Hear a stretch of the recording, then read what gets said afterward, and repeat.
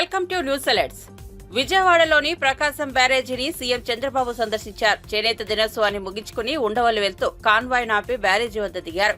పరవళ్లు తొక్కుతున్న కృష్ణమ్మను ఆసక్తిగా తిలకించారు. వరద ప్రవాహాన్ని చూసేందుకు బ్యారేజీ వద్దకు వచ్చిన సందర్శకులను దగ్గరకు పిలిచి మాట్లాడారు. వారు అడగడంతో సెల్ఫీలు దిగారు. కృష్ణమ్మ జలకళ సంతరించుకోవడం ఎంతో సంతోషాన్ని ఇచ్చిందని ఈ సందర్భంగా చంద్రబాబు అన్నారు. నీటి ప్రవాహాన్ని చూస్తుంటే ఎంతో సంతృప్తిగా ఉందంటూ సంతోషాన్ని వ్యక్తం చేశారు.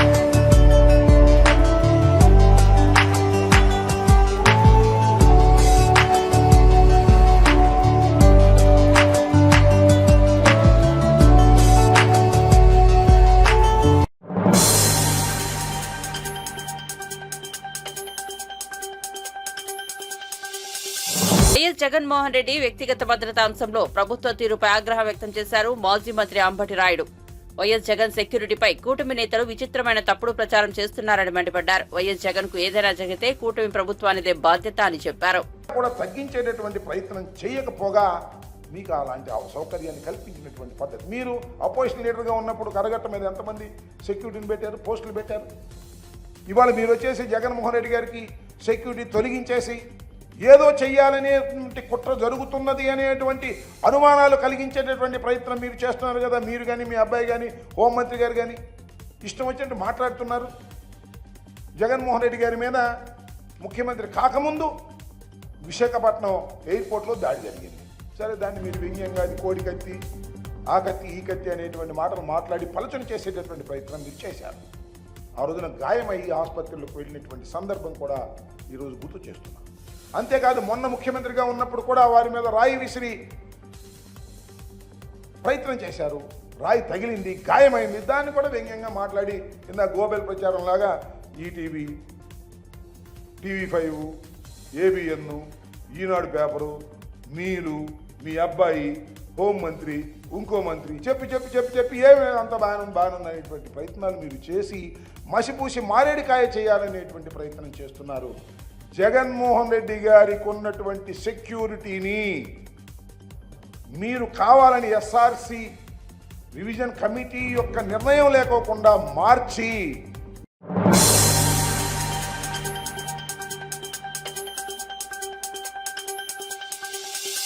జాతీయ చేనేత దినోత్సవం సందర్భంగా తెలుగు రాష్ట్రాల్లో పెద్ద ఎత్తున కార్యక్రమాలు జరుగుతున్నాయి. రాజకీయ ప్రముఖులంతా చేనేత దినోత్సవ శుభాకాంక్షలు తెలిపారు. మంగళగిరిలో జరిగిన చేనేత దినోత్సవంలో టీడీపీ ఎమ్మెల్సీ పంచుమర్తి అనురాధ పాల్గొన్నారు. ఈ సందర్భంగా మాట్లాడుతూ చేనేతలకు మంత్రి నారా లోకేష్ తన సొంత నిధులతో 27 రకాల సంక్షేమ పథకాలను అందించారన్నారు. వారి జీవితాల్లో నూతన వెలుగురేఖలు తీసుకొచ్చారన్నారు. నూతన సాంకేతిక నైపుణ్యాలను పరిచయం చేసి వారి ఆదాయం పెంపునకు కృషి చేశారని అనురాధ తెలిపారు.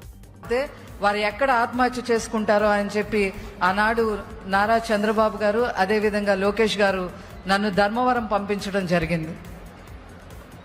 అదేవిధంగా ఒంటిమిట్టలో ల్యాండ్ టైటిలింగ్ యాక్ట్ అప్లై చేసి ఒక చేనేత కుటుంబం ఆత్మహత్య చేసుకునేలాగా చేశారు. అంతేకాకుండా ప్రొద్దుటూరులో ఇసుక మాఫియా గురించి ప్రశ్నించారని చెప్పి ఒక చేనేత కుటుంబానికి సంబంధించిన నందం సుబ్బయ్య అనే వ్యక్తిని నడి రోడ్డు మీద నరికి చంపేయటం జరిగింది. ఇలా ఎన్నో ఉన్నాయి. ఇంకా చెప్పాలి అంటే రూట్ కాజ్ ఎప్పటి నుంచో జగన్మోహన్ రెడ్డి ఫ్యామిలీకి అసలు చేనేత వర్గం అంటేనే పడదు. ఎందుకంటే వాళ్ళ తాత రాజారెడ్డి ముగ్గు గనులు ఒక చేనేత కార్మికుడు పాడుకున్నాడని చెప్పి అతన్ని చంపిన దానిలో ముద్దాయిగా కూడా ఉన్నాడు. అది కూడా జగమెరిగిన సత్యమే, అందరికీ కూడా తెలుసు. మొదటి నుంచి చేనేత వర్గం అంటే అదొక రకమైన అక్కస్సు ఆ జగన్మోహన్ రెడ్డి గారి ఫ్యామిలీకి ఉంది అనేది సుస్పష్టం. మరి ఆప్కోని బలోపేతం చేయటం కానీ, జనతా వస్త్రాలు స్టార్ట్ చేయటం కానీ, అదేవిధంగా కేంద్ర సహాయంతో వచ్చే పథకాలన్నింటిలో కూడా మరి సబ్సిడీ యాడ్ చేసుకుంటూ అనేక పథకాలు ఇవ్వటంలో కానీ, అదేవిధంగా నూలులో సబ్సిడీ ఇవ్వటం కానీ, ట్రిపుల్ ఫండ్ ఇవ్వటం కానీ, థ్రిఫ్ట్ ఫండ్ ఇవ్వటం కానీ, 100 కోట్లు రుణాలు మాఫీ చేయటంలో కానీ, చేనేతలకు ప్రత్యేకంగా పెన్షన్లు ఇవ్వటం కానీ, ఈ పావలా వడ్డీకే రుణాలు ఇవ్వటం కానీ, ఇది ఏమైనా జరిగాయి అంటే అది ఒక్క చంద్రబాబు నాయుడు గారి హయాంలోనే జరిగాయి అని చెప్పడానికి మేము చాలా గర్వపడతా ఉన్నాం. అదేవిధంగా ఇక్కడ ఇంకో విషయం కూడా చెప్పదలుచుకున్నాను. చేనేతలు మగ్గం ఉన్నవారు ఎక్కువ ఉన్న మంగళగిరిలో కూడా అనేక రకాలు 27 రకాల సర్వీసెస్ ఇవ్వటంతో పాటు గత 5 సంవత్సరాల నుంచి ఒక ప్యారలల్ గవర్నమెంట్ నారా లోకేష్ గారు నడపడం జరిగింది. ఎవ్వరు కూడా ఆత్మహత్య చేసుకోకుండా ఉండటానికి వాళ్ళకి అనేక రకాలుగా భరోసా ఇవ్వటమే కాకుండా మరి మోటార్తో కూడిన రత్నాలు ఇవ్వటం కానీ, రాట్నాలు ఇవ్వటం కానీ, మగ్గాలు ఇవ్వటం కానీ, అలాగే చేనేత వాళ్ళు ఎవరైతే స్వర్ణకారులు ఉన్నారో వాళ్ళందరికీ మెషినరీ సప్లై చేయటం కానీ, ఇట్లాగా అనేక రకాలుగా చేనేతలందరినీ విద్యపరంగా, వైద్యపరంగా, అభివృద్ధి పరంగా అన్ని రకాలుగా కూడా సొంత నిధులతో నారా లోకేష్ గారు మరి మంగళగిరిలో ఆదుకున్న విషయం కూడా ఇక్కడ గుర్తు తెచ్చుకోవటం అనేది మాకు అది మినిమం కట్టసి. వారికి కూడా, లోకేష్ గారికి కూడా ఈ సభ ద్వారా ప్రత్యేక ధన్యవాదాలు తెలియజేసుకుంటూ నాకు ఈ అవకాశం ఇచ్చిన పెద్దలకి నమస్కరిస్తూ సెలవు తీసుకుంటాను. Thank you.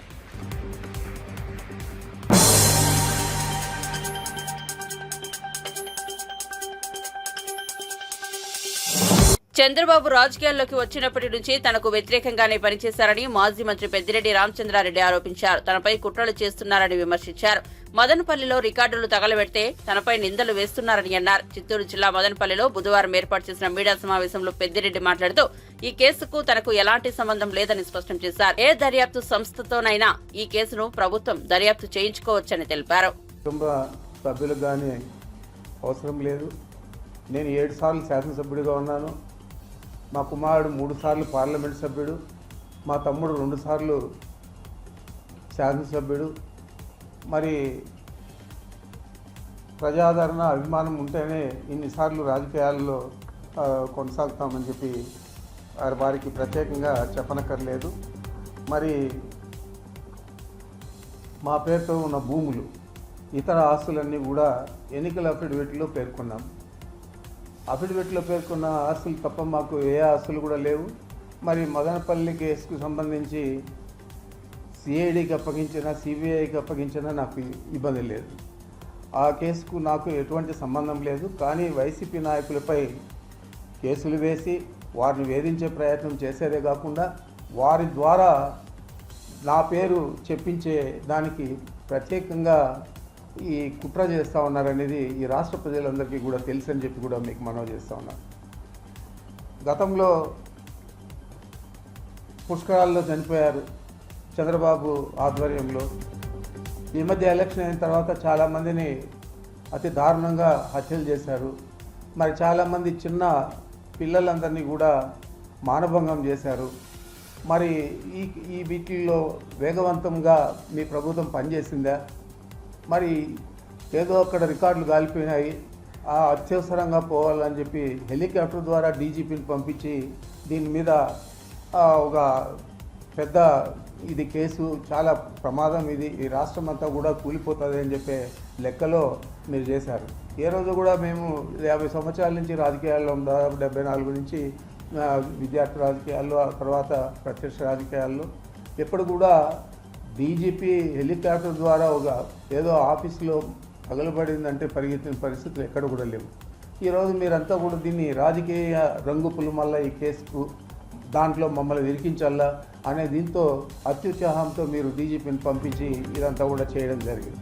ఇది పెద్ద స్కెచ్ మీరు చేసింది, చంద్రబాబు నాయుడు గారు చేసిందని చెప్పి చెప్పక తప్పదు. మరి ఏది ఏమైనా కూడా ఈ కుట్రలన్నీ ఎదుర్కొంటాం, ఈ కేసులన్నీ కూడా ఎదుర్కొంటాం.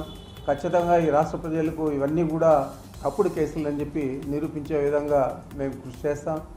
మరి దారుణంగా ఈ 10-15 రోజులు కొన్ని మీడియా ఛానళ్ళు, కొన్ని పత్రికలు అతి దారుణంగా క్యారెక్టర్ అసోసినేషన్ చేసి మమ్మల్ని అందరినీ కూడా రాజకీయంగా భ్రష్టు పట్టించే విధంగా మాట్లాడిన తీరు, అక్కడ జరిగిన డిబేట్ల తీరు అంతా కూడా మేము నిశ్చితంగా పరిశీలిస్తూ ఉన్నాం.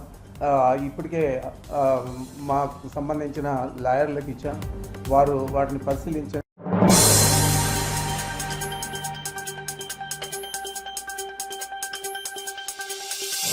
రాష్ట్ర ప్రభుత్వం కనీసం స్థానికతను నిర్ధారించుకోలేక విద్యార్థుల భవిష్యత్తుతో ఆటలాడుకుంటుందని మాజీ మంత్రి హరీష్ రావు మండిపడ్డారు. ప్రభుత్వ పాలన గుడ్డెద్దు చేన్లో పడ్డట్టు గాల్లో దీపం పెట్టినట్లు సాగుతుందని ఆగ్రహం వ్యక్తం చేశారు. బుధవారం ఆయన తెలంగాణ భవన్లో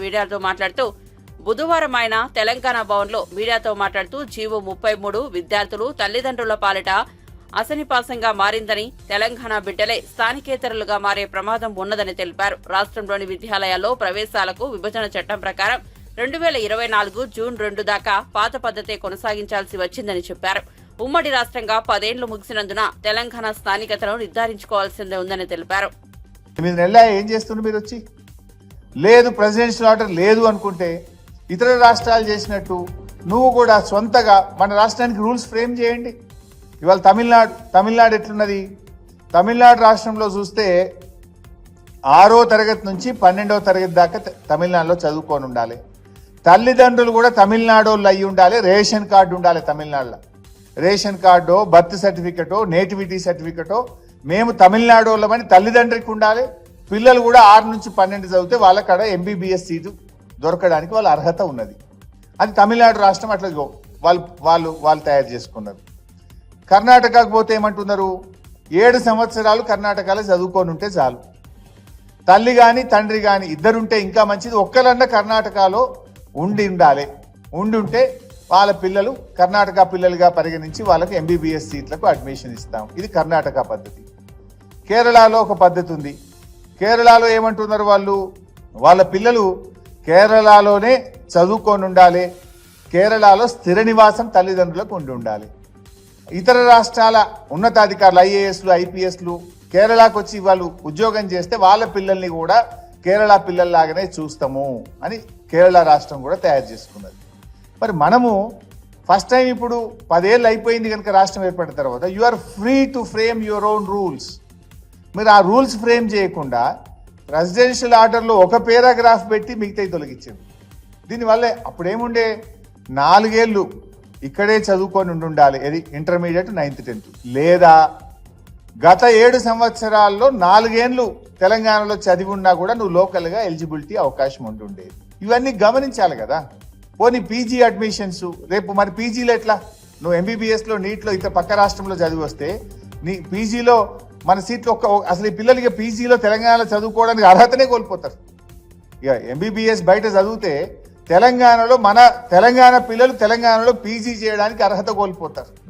తెలంగాణ పిల్లలు ఇంటర్మీడియట్ పక్క రాష్ట్రంలో ఎక్కడైనా చదివితే వాళ్ళు తెలంగాణలో MBBS అడ్మిషన్కు అర్హత కోల్పోయే విధంగా మీరు రూల్స్ ఫ్రేమ్ చేసినారు.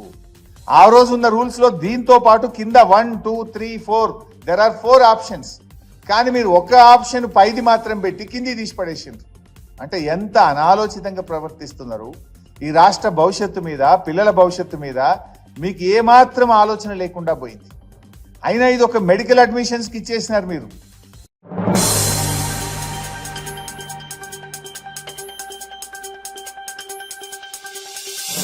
భారతదేశంలో 5.1 కోట్ల కేసులు పెండింగ్ లో ఉండగా వాటిలో 20 లక్షల కేసులు 30 ఏళ్లుగా పెండింగ్ లో ఉన్నాయని మాజీ ఎంపీ బోయినపల్లి వినోద్ కుమార్ తెలిపారు. తెలంగాణ భవన్ లో బుధవారం ఏర్పాటు చేసిన విలేకరుల సమావేశంలో ఆయన మాట్లాడుతూ సుప్రీంకోర్టుకు 34 మంది జడ్జిలే ఉన్నారని, 64 మంది ఉంటే తప్పేమిటని ప్రశ్నించారు. తెలంగాణ రాష్ట్రం ఏర్పడ్డప్పుడు 24 మంది జడ్జిలే ఉండేవారని, కేసీఆర్ చొరవతో 2018లో 42 మంది జడ్జిలను కేంద్ర ప్రభుత్వం మంజూరు చేసిందని తెలిపారు. ఇందులో అప్పటి CJ ఎన్వి రమణ చొరవ కూడా ఉందన్నారు. ఏపీ హైకోర్టులో 37 మంది జడ్జిలే ఉన్నారని పేర్కొన్నారు. ప్రజలకి ముఖ్యంగా కేంద్ర ప్రభుత్వానికి 2-3 మేము విన్నవించదలుచుకున్నాను. నేను ఒక పార్లమెంట్ సభ్యుడిగా 2015లో ఖచ్చితంగా 9 సంవత్సరాల క్రితము ప్రైవేట్ మెంబర్ బిల్లు పెట్టిన పార్లమెంట్లో. ఏం పెట్టినా ఆర్టికల్ 130లో ఏం చెప్తుందంటే, రాజ్యాంగంలో ఆర్టికల్ 130 ఏం చెప్తుందంటే, ఈ సుప్రీంకోర్టు దేశంలో ఎక్కడైనా బెంచెస్ ఏర్పాటు చేయాలంటే చీఫ్ జస్టిస్ ఆఫ్ ఇండియా నిర్ణయం తీసుకొని చేస్తాడు అని చెప్పి ఆర్టికల్ 130లో ఉంది. కాబట్టే కేంద్ర ప్రభుత్వానికి ఆలోచన వచ్చిన పార్లమెంటు కూడా సుప్రీంకోర్టు బెంచెస్ 2-3 దిక్కులో పెట్టాలని చెప్పి పార్లమెంటు కూడా ఒక అభిప్రాయం పడ్డా కూడా చేయలేకపోవడం గల కారణం ఏంటంటే ఆర్టికల్ 130 లోపట చీఫ్ జస్టిస్ ఆఫ్ ఇండియాకు అధికారం ఉన్నది అని చెప్పి రాజ్యాంగం చెప్తుంది. కాబట్టి కేంద్ర ప్రభుత్వం నేను చేయలేకపోతున్నా అని చెప్పి పార్లమెంట్లో కేంద్ర మంత్రులు చెప్తున్నారు. నేను 2015లో రాజ్యాంగ సవరణ బిల్లు ప్రవేశపెట్టిన పార్లమెంట్లో పెట్టి ఆ చీఫ్ జస్టిస్ ఆఫ్ ఇండియా పదాన్ని తీసేసి రాష్ట్రపతి అని పెట్టండి, పెడితే కేంద్ర ప్రభుత్వం నిర్ణయం తీసుకుంటే రాష్ట్రపతి చేయగలుగుతాడు. మరి ఇప్పుడు చీఫ్ జస్టిస్ ఆఫ్ ఇండియాకి ఎందుకు చేయబుద్ధి అవుతుందో, జడ్జిలకు ఎందుకు చేయబుద్ధి అవుతుందో మా న్యాయవాది మిత్రులు, ఢిల్లీలో ఉండే న్యాయవాది మిత్రులు, సుప్రీంకోర్టు ఉండే వాళ్ళు వ్యతిరేకిస్తున్నారు. ఎందుకంటే నేను సీనియర్ అడ్వకేట్ పేరు తీసుకోవడం భావ్యం కాదు కాబట్టి చెప్తున్నాను. మీరు యూట్యూబ్లో పోయి కొట్టి చూస్తే వాళ్ళ పేర్లన్నీ వస్తాయి. వాళ్ళంతా సీరియస్గా అపోజ్ చేశారు. ఏది ఢిల్లీలో ఉండదు, దీనికి దేశ సమగ్రతకు ముప్పు అని చెప్తారండి. నేను మీకు అందరికి నేను పంపిస్తాను, నా బిల్లు ఇప్పుడే పంపిస్తాను, మీకు సాఫ్ట్ కాపీ పంపిస్తాను. దాన్ని చాలా స్పష్టంగా చెప్పిన, బికాజ్ పార్లమెంట్ సభ్యుడిగా మాకు ఆ పవర్ ఉంటుంది. ఆ రోజున నేను చాలా స్పష్టంగా ఎందుకోసము నేను ఈ బిల్లు చీఫ్ జస్టిస్ ఆఫ్ ఇండియాని మరి ఆ ఆర్టికల్ నుంచి తొలగించి ప్రెసిడెంట్ అని పెట్టండి, పెడితేనే ఇది అవుతుంది. అయితే ఈ సుప్రీంకోర్టు బెంచెస్ సౌత్లో ఒకటి, ఈస్ట్లో ఒకటి, వెస్ట్లో ఒకటి పెట్టేటువంటి పరిస్థితి లేదని చెప్పినాను. ఎందుకు కావాలి ఈరోజు అనేది ఒక్కసారి నేను చెప్పదలుచుకుంటే, ఇలా దేశంలో 5 కోట్ల కంటే ఎక్కువ కేసులు పెండింగ్ ఉన్నాయండి. దేశవ్యాప్తంగా 5 కోట్ల పైచిలకు పెండింగ్ ఉన్నాయి. దాంట్లో దాదాపు 4 కోట్ల దానికా జిల్లా కోర్టుల కేసులు ఉన్నాయి. హైకోర్టులో, సుప్రీంకోర్టులో దాదాపు అన్ని రాష్ట్రాలు అదొక 60-70 లక్షల కోటి దాకా అవి ఉన్నాయి. కాబట్టి వీటిలో 50% గవర్నమెంటే లిటిగెంట్. ఈ కేసులో పెద్ద లిటిగెంట్ ఎవరంటే ఈ దేశంలో గవర్నమెంటే పెద్ద లిటిగెంట్. సగం కేసులు ఇవన్నీ నేను చెప్తున్నాను. లా కమిషన్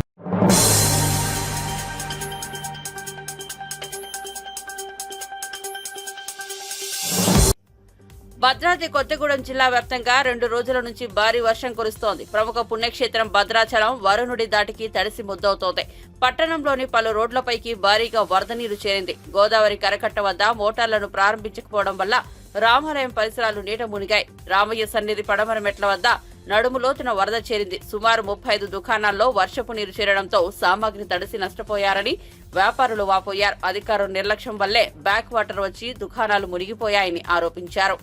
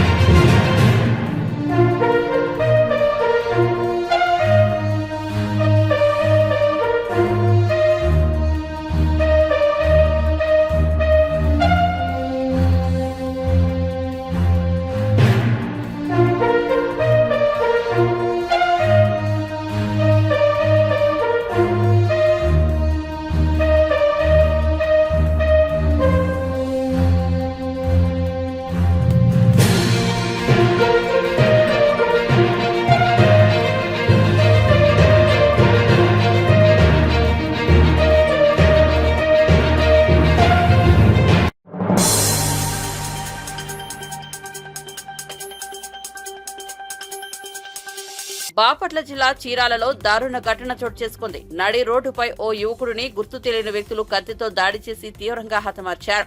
చీరాల మండలం ఈపురుపాలెం గ్రామానికి చెందిన ఆరిఫ్ స్నేహితుడు కలిసి బైక్పై చీరాల నుంచి ఈపురుపాలెం వెళ్తుండగా ఆదినారాయణపురం సమీపంలో కారులో వచ్చిన గుర్తు తెలియని కొందరు యువకులు బైక్ను అడ్డుకునే వాగ్వాదానికి దిగారు. వెంటనే కత్తితో దాడి చేయగా రోడ్డుపై రక్తపు గాయాలతో పడి ఉన్న ఆరిఫ్ ను చీరాల ప్రభుత్వ వైద్యశాలకు తరలించారు. అప్పటికే యువకుడు మృతి చెందాడు.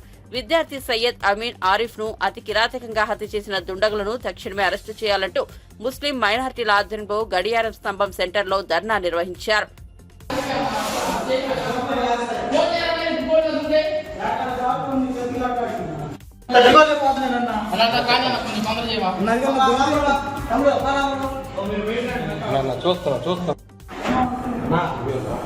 ఇప్పుడే వచ్చింది నా స్టాఫ్ కేసు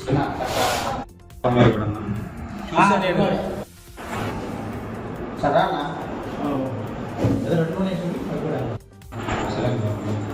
చూసిలో ఉన్నాను బాబా మర్చిపోయి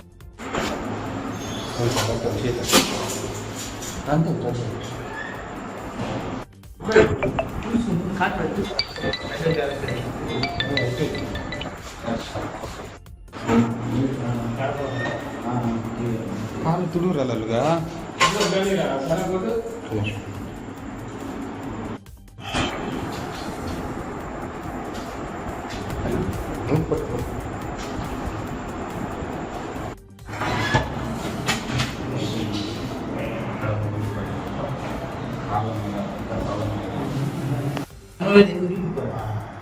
మల్లాడు దీపిక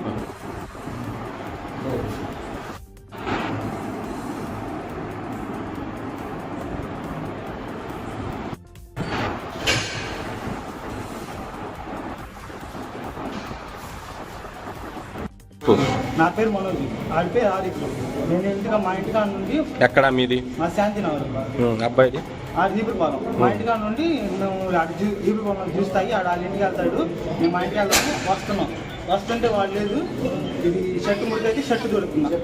మీరు ఆ బండి సైకిల్ పక్కన నుండి అన్న ఒక మెల్ల వస్తుంటే వచ్చి మీరు లవర్ స్టోమ్ అన్న 9603 లాస్ట్ కారా వచ్చేది ఆపి ఇది మీరు లవర్స్ అనుకుంటున్నారు. ఏంటంటే మేము ఎందుకన్నా మేము ఫ్రెండ్స్ అన్న అంటే ఎందుకు వాటేసుకోవాలన్నాను. కాదన్నా మేము పక్కన తుడుచుకున్నాం అంటే ఎందుకు చెప్తున్నావు ఏందని చెప్పి గబగబా కొట్టారన్న. నన్ను ఇటు పక్కన ముగ్గురు నన్ను కొట్టారు. నేను కొట్టించుకుంటున్నా పెద్దది. ఇరవై వాళ్ళు కొట్టారు. వాళ్ళందరూ చదువు ఊరు ఆపట్ల సత్యమారికి ఇచ్చేలోపు వాటిని కత్తి పొడిచేసి. ఎక్కడ జరిగింది ఇదంతా? ఇప్పుడు మనం జ్యూస్ షాప్ అన్న సెంటర్లోనా? కాలు అక్కడ మెయిన్ రోడ్ మీద అన్న. వాళ్ళు ఎవరు తెలియదా మీకు? ఊరు తెలియదు. ఎట్లా వచ్చారు? దేంట్లో వచ్చారు వాళ్ళు? స్టోమ్. ఏ కలర్? White colour.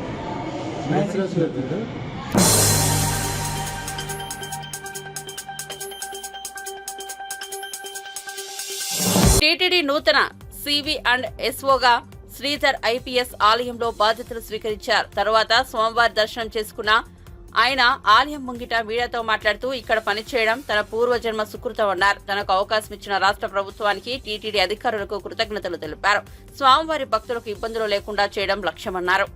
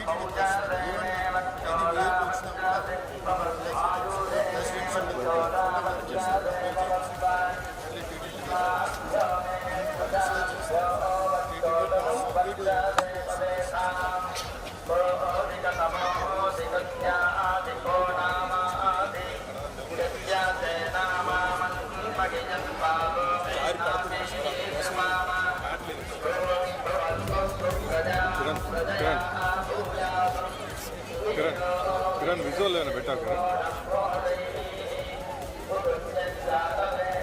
అవును.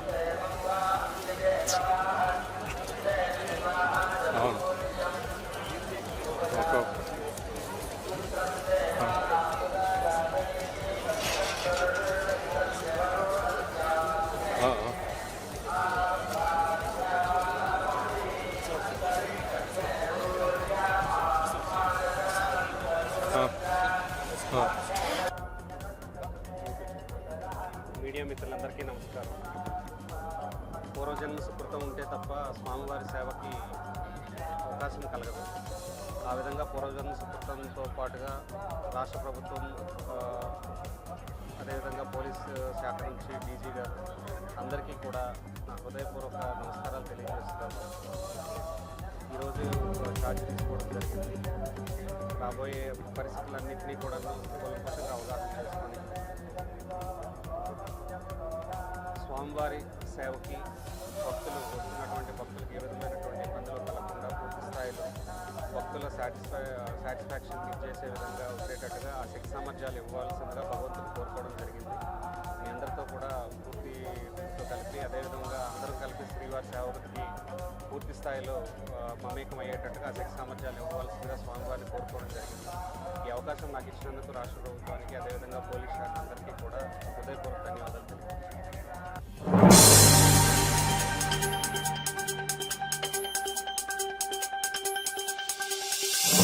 కర్ణాటకలోని సదాశివగఢ్ వద్ద ఖాళీ రోడ్డుపై బ్రిడ్జి కూలిపోయిన ఘటన చోటు చేసుకుంది.